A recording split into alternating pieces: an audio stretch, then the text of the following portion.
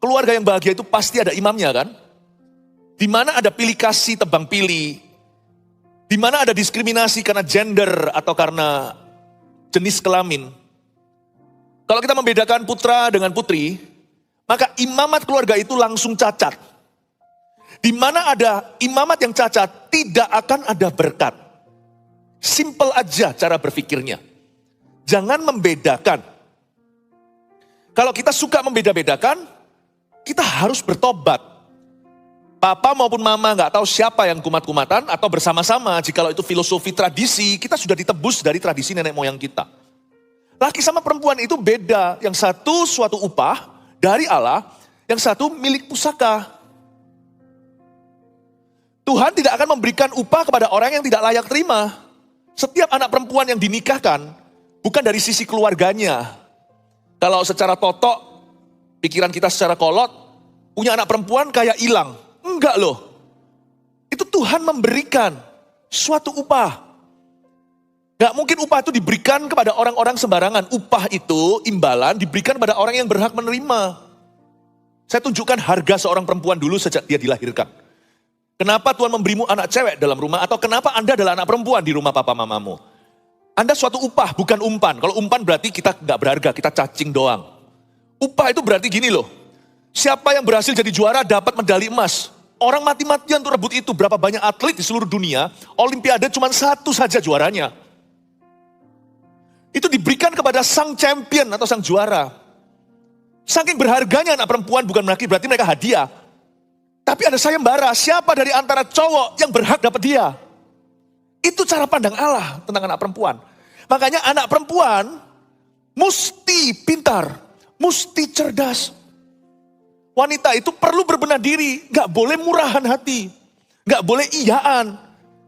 Janganlah Anda dinilai dengan berapa karat. Anda juga jangan dinilai dari tampang Anda. Buktinya di dunia ini, orang yang cantik bisa mudah dapat jodoh, tapi gak dapat suami yang takut akan Tuhan. Sebab pasangan itu datangnya dari Tuhan, dari Allah kita. Jangan Anda merasa kalah dengan orang yang terlebih dahulu bisa jalan ke pelaminan. Karena itu bukan jaminan. Anda lihat, kalau bondo atau hanya bermodal cantik doang atau cantik saja, itu nggak bisa menjadi garansi bahwa hidup orang itu akan bahagia. Bisa jadi dia jadi simpanan sekalipun sah jadi istri orang. Paham maksud saya simpanan? Dijadikan hanya Barbie di rumah. Kalau wanita tidak produktif, tidak punya ekstrakurikuler, dia tidak punya nilai lebih selain hanya kecantikan yang luaran, nanti jangan-jangan jadi boneka. Suami sih suami sah, tapi disimpan di rumah. Nanti suami itu juga, ini kan jadi trophy wife atau menjadi istri pahala atau piala ditunjukkan ke teman-temannya seperti Ratu Wasti itu oleh Raja Ahasiweros. Jangan-jangan nanti suaminya di luar ada wanita lain. Istri sih boleh satu, selirnya banyak. Sia-sia cantik kalau begitu, operasi segala. Filler botoxan. Ujungnya di madu. Mendingan jadi orang yang wajahnya pas-pasan, dapat suami yang ngikuti dia, mencintai dia, memberikan apa yang diinginkan oleh isi hatinya sekalipun bukan melulu harta. Tapi bisa bersama-sama membangun sesuatu yang konkret, sesuatu yang nyata. Janganlah Anda merasa kalah kalau Anda kalah cantik sama toko sebelah. Amin ibu-ibu. Anda itu adalah suatu upah. Lalu bertindaklah dengan iman sebagai suatu upah. Jangan jual mahal. Kiri kanan lukai semua cowok yang agak suka sama dia. Jangan salahkan nanti bujangan selama-lamanya. Ya gak usah kayak begitu. Tapi ada orang yang sudah banting harga pun tidak ada yang beli. Paham maksud saya? Gak usah lah jadi orang itu yang persis aja di tengah salib. Tidak ke kiri ke kanan. Tidak ke atas ke bawah. Persis di tengah tempat Yesus dipakukan. Belajar jadi orang itu bijaksana. Kalau tetap belum ada yang mengambilmu, gak apa-apa. Mungkin Tuhan tahu. Hal ini sementara ini yang terbaik bagimu. Jadi wanita itu suatu upah. Jangan minder karena warna kulitnya, mancungnya kurang, bibirnya kurang tebal. Mau tebal-tebal nanti jadi memble. Tapi laki-laki itu milik pusaka. Tahu milik pusaka? Milik pusaka itu jagoannya dua Tuhan. Gaconya kata orang. Milik pusaka itu ambasador suatu negara, itu milik pusaka. Kalau nggak percaya, Anda mau perang sama Amerika, coba otak-atik konsulat.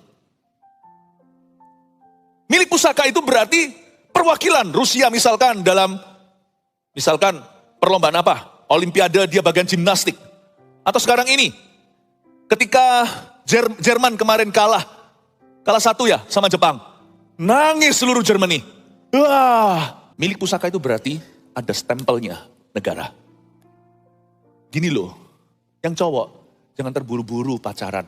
Anak-anak harus diajari kalau Anda punya anak muda di rumah. Tenanglah nak, kamu kalau pacaran sekarang, kamu SMA, terus kalau kamu mau sekolah luar kota, luar pulau atau luar negeri, wah LDR, long distance relationship, hubungan jarak jauh. So pasti putus, tahan sebentar. Kamu tuh keburu apa sih? Mau pacaran sekarang umur 15 atau 16? Kamu loh kalau sungguhan cinta sama dia, kawin selama-lamanya sampai umur 61, sampai terus 91 kalau Tuhan berkenan. Kamu gak bosan? Satu orang dari 16, umur 16 sampai umur 90. Gak apa-apa lah, lebih baik start late. Tapi manis terus. Kalau Anda tahu, Anda akan sekian lama dengan satu orang itu, kenapa Anda terburu-buru? Kecuali hayo ada maksud busuk nih ya. Kamu mau gonta-ganti pacar ya? Tak beritahu papa mamanya perempuan itu. Anakku mau macari anakmu dan dan merencanakan untuk memutuskannya tengah jalan. Gak ada cewek mau sama kamu. Beritahu sama anak laki-lakimu. Tahan nafsu. Tunggu apa? Maksudnya tunggu apa? Ngapain keburu-buru? Kalau memang dia jatuh hati, jatuh cinta, tenang aja. Tapi Pak, kalau saya nggak langsung masukin dan dulu, nanti diambil sama orang lain. Tenang aja, lakon menang belakang. Temenmu loh juga umur 16. Masa jadi sama dia mau langsung nikah? Kalau wanita itu gampangan, dia bukanlah upahmu yang kamu cari. Karena barang gitu, sorry ya kalau saya ngomongnya agak kasar. Barang gitu banyak di obrolan. Yang nginden lama itu loh. Punya duit aja gak bisa beli itu loh ya. Saya rasa itu harus dikoleksi itu. Ya kan? Tapi kalau memang dia kilaf nih ceritanya. Yang perempuan salah dengar suara Tuhan. Lalu dekat sama temenmu jadian. Tenanglah, Tuhan itu jagonya membenarkan, dia itu kebenaran kok. Nanti suatu hari waktu umur 20, atau jangan lama-lama lah, 16 mungkin umur 19. Tuhan akan bilang sama wanita itu, kamu salah pacar, lu kok bisa? Itu temennya yang untuk kamu. Lakon menang belakang, nak, papa dukung nanti. Papa langsung ketok pintu mama papanya perempuan itu, langsung minta untuk kamu. Tapi kamu harus presentable, kamu harus bisa dipresentasikan. Anakku ini milik pusaka. Hahaha. Yang sana pacaran happy ya. Yang ini S2. Yang ini lihat sudah mapan. Bukan mapan itu bicara kekayaan. Tapi tanggung jawabnya udah penuh. Isi panahnya itu loh. Sudah dipenuhkan. Saya beritahu nak. Lakon menang belakang. Milik pusaka. Penuhkan tabung panahmu.